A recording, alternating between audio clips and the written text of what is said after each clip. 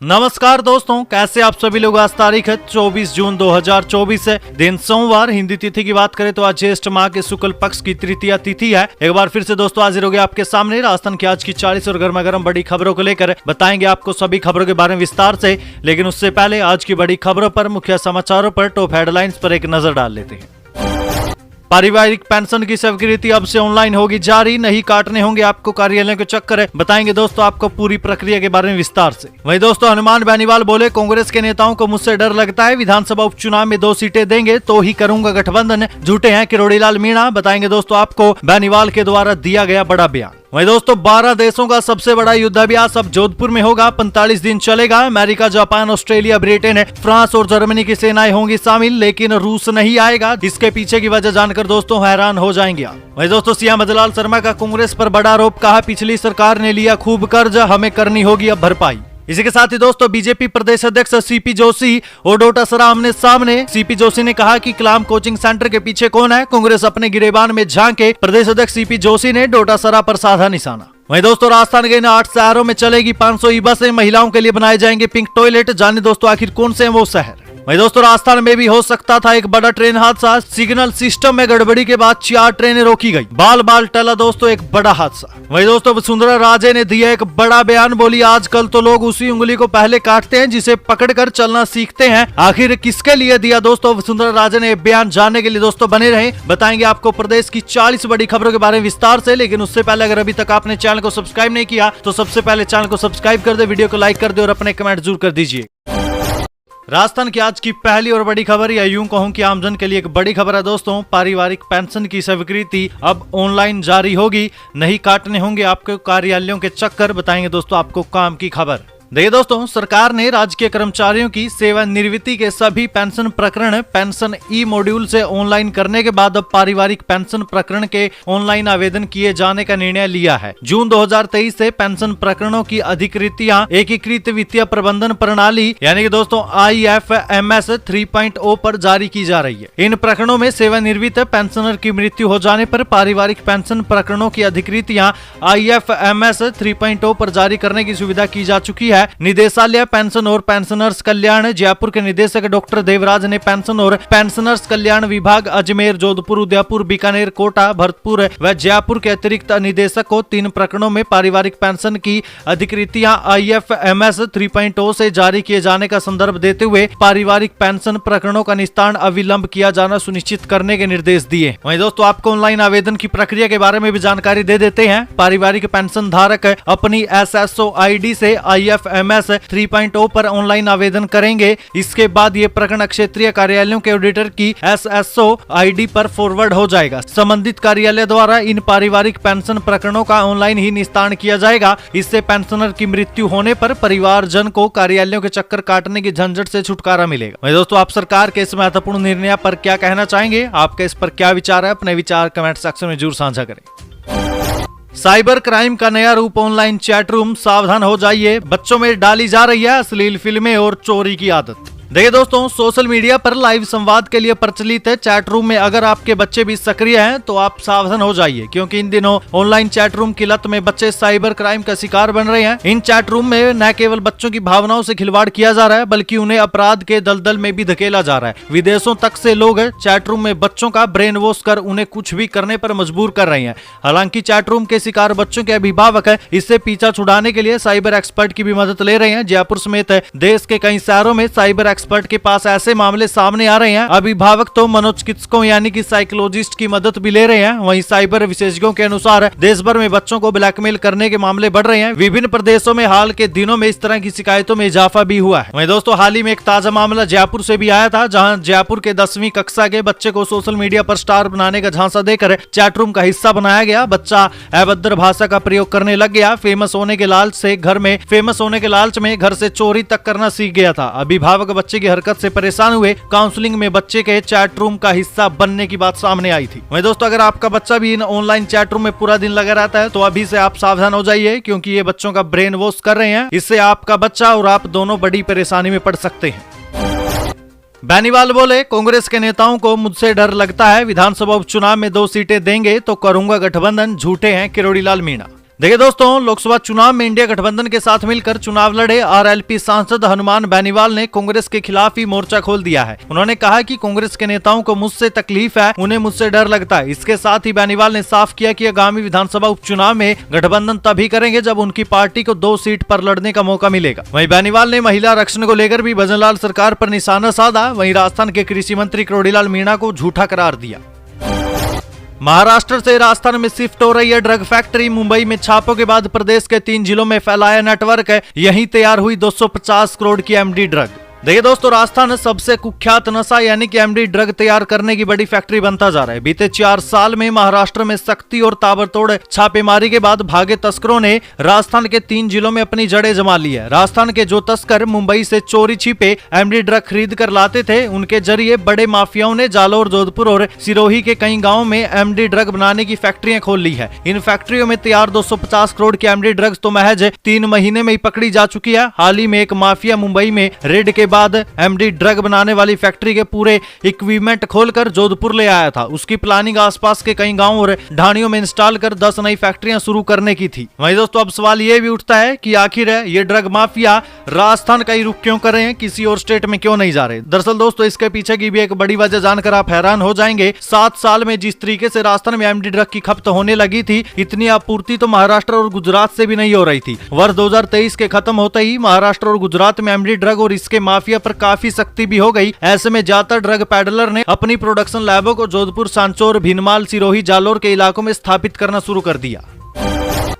12 देशों का सबसे बड़ा युद्धाभ्यास जोधपुर में होगा। 45 दिन चलेगा। America, Japan, Australia, Britain, France और जर्मनी की सेनाएं होंगी शामिल। देखिए दोस्तों, भारतीय वायुसेना पहली बार बहुपक्षीय सैन्य अभ्यास जोधपुर में आयोजित करने जा रही है। तरंग शक्ति नाम से होने वाला ये युद्धाभ्यास अगस्त के पहले हफ्ते में होगा। इसमें दुनिया की सबसे शक्तिशाली वायुसेना के जाबाज फाइटर, बम्बर और स्ट्रेटेजिक लिफ्ट विमान भी होंगे। वायुसेना सूत्रों के अनुसार 2 फेज के इस अभ्यास की शुरुआत दक्षिण भारत के एयरबेस से होगी। वहीं अगस्त के मध्य से सितंबर के मध्य तक ये जोधपुर में होंगे। युद्धाभ्यास में 12 देशों को बुलाया गया है। क्वाड देश अमेरिका, जापान और ऑस्ट्रेलिया के अलावा यूरोप की 3 बड़ी वायु सेनाएं, ब्रिटेन, फ्रांस और जर्मनी के फाइटर जेट भी अभ्यास में हिस्सेदारी करेंगे। स्पेन और यूएई यानी कि यूनाइटेड अरब एमिरेट्स को भी बुलाया गया है। यह अभ्यास अमेरिका के रेड फ्लैग वॉर गेम के स्तर का होगा, जिसमें नाटो देश भी हिस्सा लेते हैं। रेड फ्लैग वॉर गेम जून 2023 में हुआ था। इसमें भारत ने भी हिस्सेदारी की थी और अपने रफाल लड़ाकू विमान लेकर गया था। इस बहुपक्षीय युद्ध अभ्यास में रूस शामिल नहीं होगा। सूत्रों के अनुसार अभ्यास में जिन दोस्तों को बुलाया गया, उन्हें रूस की हिस्सेदारी रास नहीं आएगी।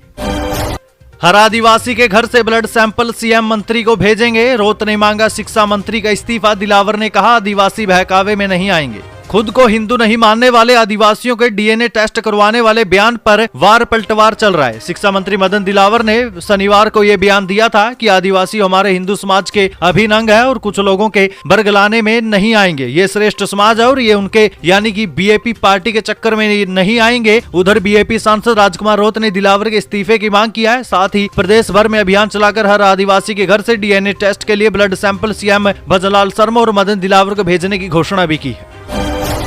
यूडीएच मंत्री बोले हम दिखावा करते हैं, फॉरवर्ड बनते हैं, भारतीय संस्कृति के पोषक आदिवासी हैं। शिक्षा मंत्री ने क्या कहा, इसकी जानकारी मुझे नहीं है। देखिए दोस्तों, यूडीएच मंत्री झावर सिंह खर्रा ने शिक्षा मंत्री के आदिवासी समुदाय पर दिए बयान से किनारा कर लिया। उन्होंने कहा कि मंत्री ने क्या बयान दिया इसकी मुझे कोई जानकारी नहीं, लेकिन भारतीय सभ्यता और संस्कृति को अब तक किसी ने सर्वाधिक संरक्षण दिया है तो वो गरीब और आदिवासी समाज ही है। हम दिखावा करते हैं लेकिन भारतीय संस्कृति के असली पोषक तो आदिवासी ही है। खर्रा श्री माधोपुर विधानसभा के 1 दिवसीय दौरे पर सीकर में आए हुए थे। यहाँ उन्होंने पिछली सरकार में नगर पालिका बनाने को गलत भी बताया। साथ ही शेखावटी में भाजपा की हार पर भी बातचीत की।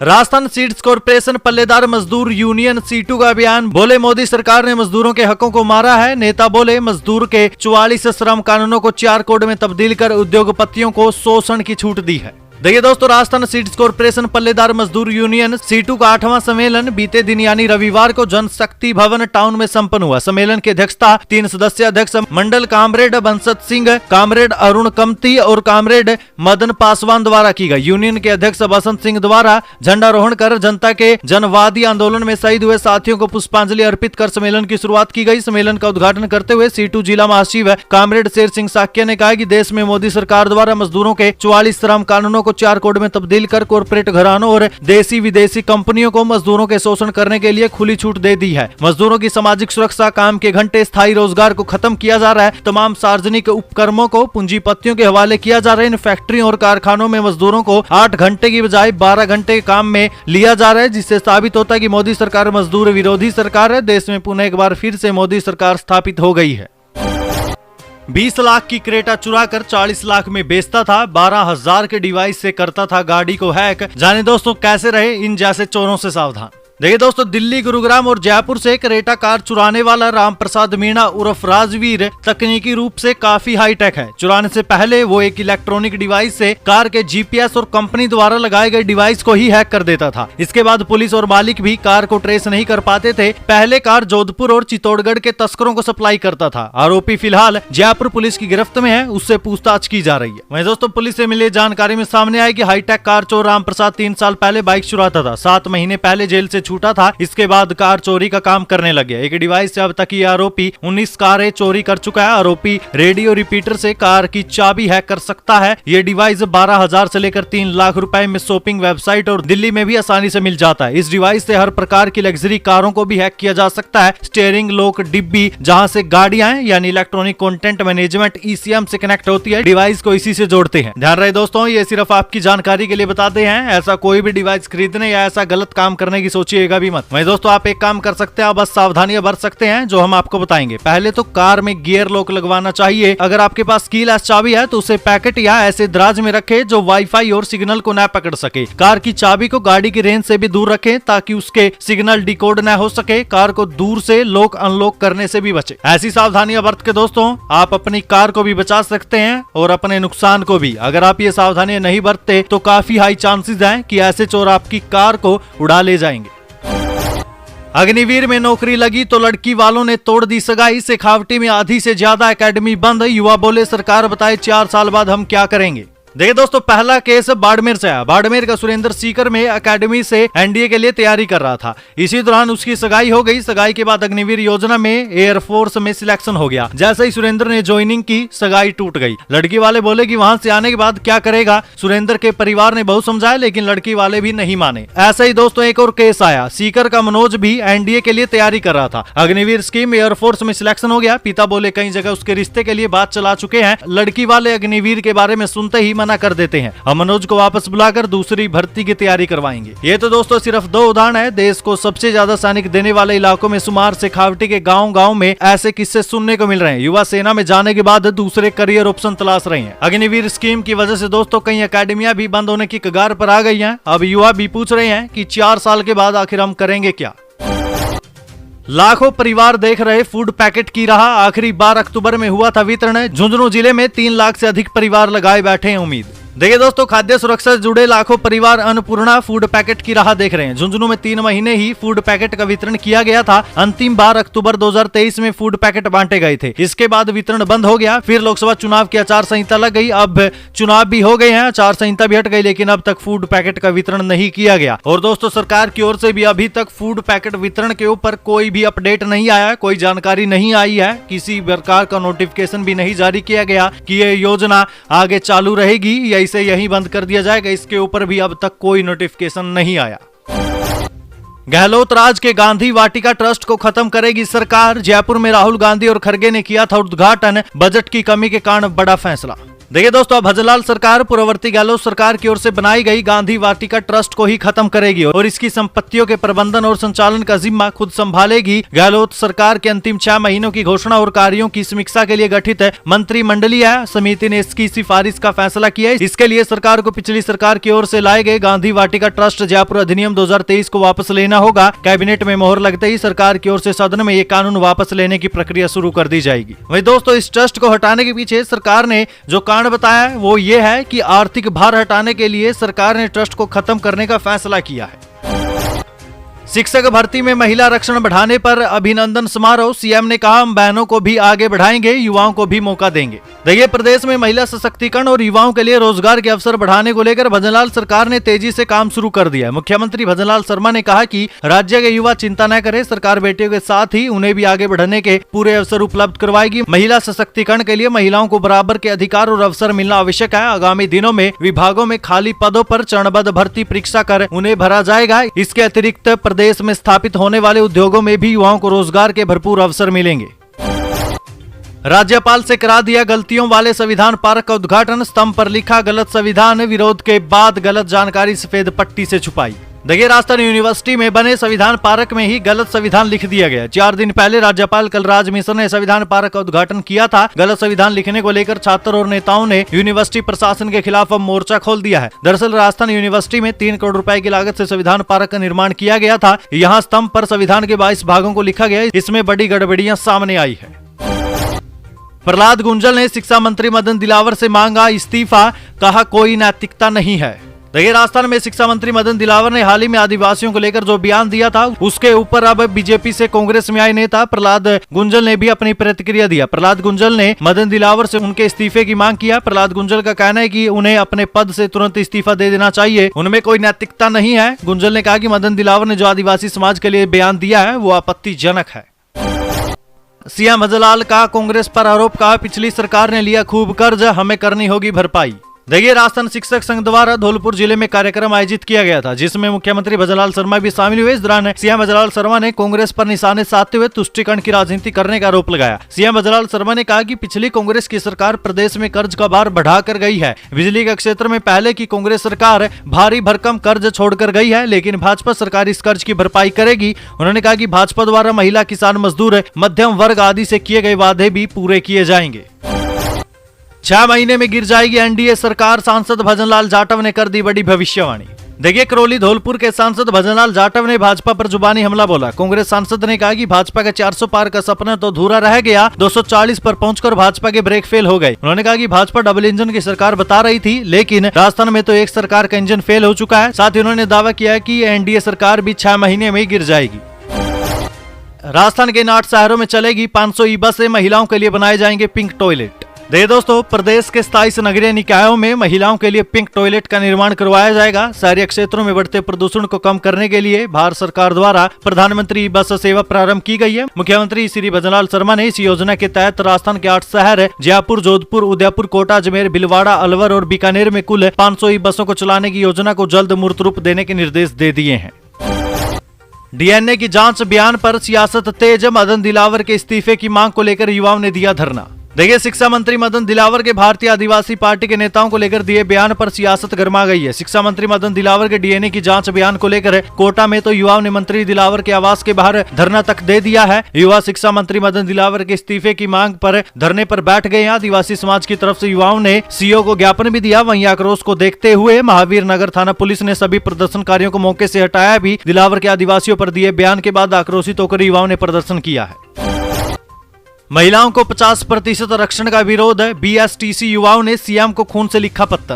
देखिए दोस्तों, महिलाओं को 50% आरक्षण के विरोध में पहले बेरोजगारों द्वारा ज्ञापन रैली की जा रही थी, पर अब बेरोजगार युवाओं द्वारा मुख्यमंत्री तक अपनी बात पहुंचाने के लिए खून से पत्र लिखकर मुख्यमंत्री कार्यालय जयपुर भिजवाए जा रहे हैं। खंडार उपखंड क्षेत्र के 2 बीएसटीसी डिग्रीधारी युवाओं ने पहल करते हुए खून से पत्र लिखकर मुख्यमंत्री को भेजा। युवाओं का कहना है कि बेरोजगार युवाओं का हक छीन लिया गया है। बेरोजगार युवाओं के पास मुश्किल से 15% सीट बचती नजर आ रही है, जिसके कारण बेरोजगार युवाओं का भविष्य अंधेरे में है। वहीं घोषणा के बाद से ही अलग अलग जगहों पर महिला आरक्षण के विरोध में बेरोजगार युवा ज्ञापन देकर और धरना प्रदर्शन कर विरोध जता रहे हैं। भजनलाल सरकार ने बेरोजगार युवाओं को दिया बड़ा झटका, समाप्त किए पटवारी के ये पद। देखिए दोस्तों, एक तरफ तो भजनलाल सरकार ने युवाओं को हर महीने नौकरी देने की बात की है, दूसरी तरफ सरकारी नौकरियों में पदों को ही समाप्त कर रही है। भजनलाल सरकार ने 18 जून को सिंचाई विभाग में 145 पटवारी पदों को समाप्त कर दिया। ये ऐलान उस दौरान किया जब सरकार लगातार युवाओं को नौकरी देने की अब बात कर रही थी। दरअसल दोस्तों, सरकार ने मुख्य अभियंता जल संसाधन उत्तर हनुमानगढ़ बीएफसी यूनिट 210 के अधीन आने वाले 145 पदों को समाप्त कर दिया है। शिक्षा मंत्री मदन दिलावर ने फिर दिया अजीबोगरीब बयान, बोले 97% निजी स्कूल सेवा कर रहे हैं, उनका घर चलना भी मुश्किल।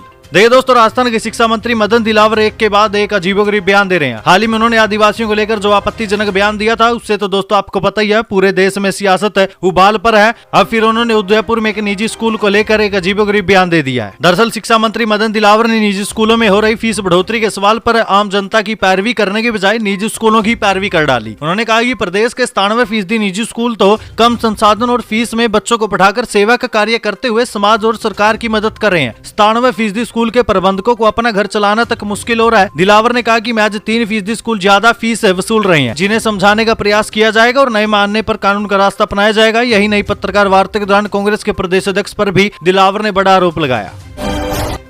राजस्थान विश्वविद्यालय का एक ऐसा कोर्स जिससे जल्द मिलती है नौकरी, आज से शुरू होगा एडमिशन। जान ले दोस्तों, डिटेल आपको काम आएगी भविष्य में।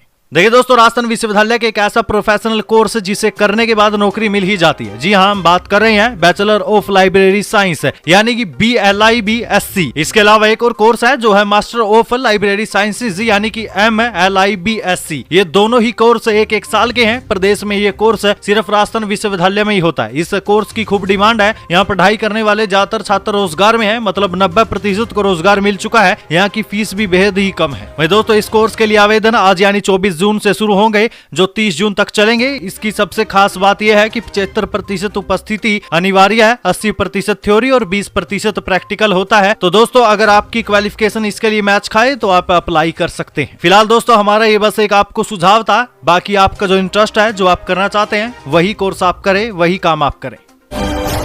भक्त ने भगवान को बनाया बिजनेस पार्टनर, स्पेशल रथ बनाकर की बड़ी शुरुआत है। जाने दोस्तों पूरा मामला। देखिए दोस्तों, राजस्थान के चित्तौड़गढ़ में स्थित प्रसिद्ध कृष्ण धाम सांवरिया सेठ मंदिर में गुजरात के एक अनूठे भक्त ने अपनी मनोकामना पूरी होने के बाद सागवान की लकड़ी से बना रथ भगवान के लिए अर्पित किया। इस भक्त ने पहले व्यापार में वृद्धि के लिए सांवरिया सेठ से मनोकामना मांगी थी। जब उसका व्यापार बढ़ गया तो उसने सांवरिया सेठ को ही अपना पार्टनर बना लिया। इसके बाद गुजरात के अहमदाबाद निवासी विकास पटेल ने सांवरिया सेठ के हिस्से की राशि से यह अनूठा रथ बनवा दिया, जिसको देखकर हर कोई हैरान है।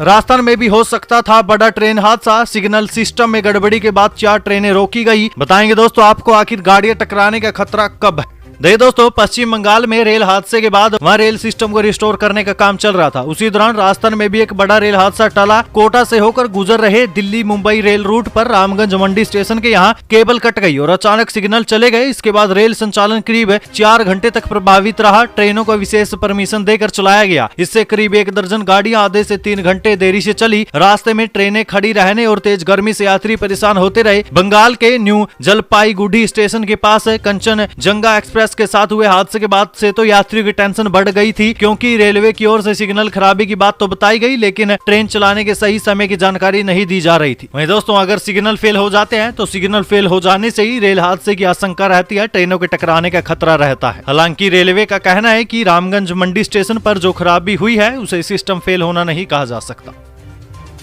वसुंधरा का बड़ा बयान, बोली आज के लोग उसी उंगली को पहले काटते हैं जिसे पकड़कर चलना सीखते हैं। देखिए दोस्तों, राजस्थान की पूर्व मुख्यमंत्री वसुंधरा राजे ने मेवाड़ की धरती से एक ऐसा बयान दिया जिसकी अब चौतरफा चर्चा हो गई है। वसुंधरा राजे ने मेवाड़ की धरती से कहा कि लोग आजकल उसी उंगली को काटने का प्रयास करते हैं जिसे पकड़कर वो चलना सीखते हैं। वसुंधरा के इस बयान को लेकर अब राजनीतिक पंडित अलग अलग कियास लगा रहे हैं। आखिर उन्होंने ये कहा किसके लिए? दोस्तों, आपको क्या लगता है वसुंधरा राजे ने यह बयान किसके लिए दिया होगा? फिलहाल इसके बारे में तो अभी तक दोस्तों कोई जानकारी नहीं है कि ये बयान वसुंधरा राजे ने किसके लिए दिया है, या बस एक सिर्फ ये बयान ही था।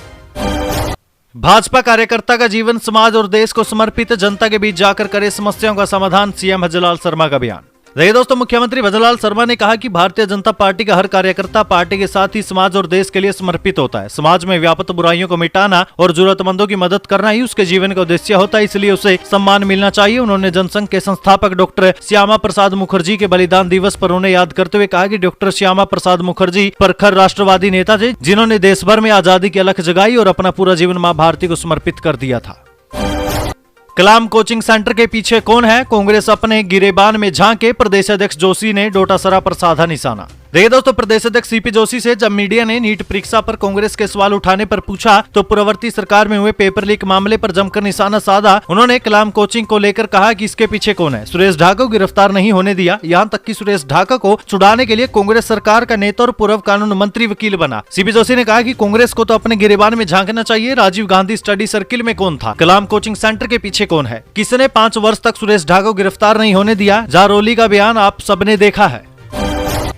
रामगंज मंडी को डार्क जोन से निकालने की कवायद, 20 करोड़ की लागत से सुधारी 10 तालाबों की दशा। देखिए दोस्तों, लाइमस्टोन खदानों की गहराई व बढ़ती आबादी के अनुपात में भूमिगत जल का दोहन करने से लंबे समय से डार्क जोन का दंश झेलने वाले रामगंज मंडी तहसील के गांवों का भूमिगत जल स्तर बढ़ाने के लिए पारंपरिक जल स्रोतों की सार संभाल का कार्य उपखंड में तालाबों के जीर्णोद्धार के रूप में शुरू हुआ है। इन तालाबों के पुनर्निर्माण पर 20 करोड़ रुपए से ज्यादा की राशि खर्च हुई है। बरसात में पहली बार इन तालाबों में भरने वाला पानी आसपास के गाँव का भूमिगत जल स्तर में सुधार भी करता है, तो किसानों के साथ ही आमजन को भी इसका फायदा मिलेगा।